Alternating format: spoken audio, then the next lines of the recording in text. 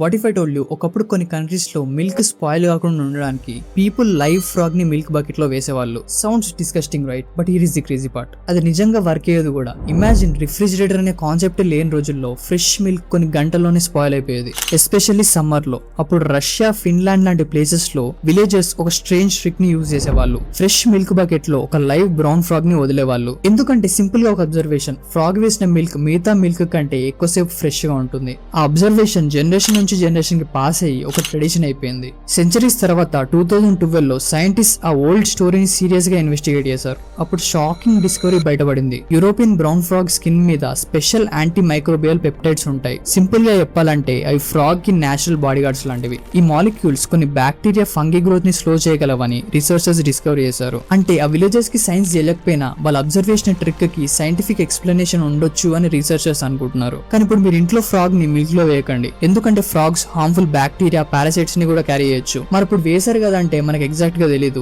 Possibly కొంతమందికి diseases కూడా వచ్చి ఉండొచ్చు. సో మోడర్న్ ఫుడ్ సేఫ్టీ ప్రకారం ఇది అసలు సేఫే కాదు.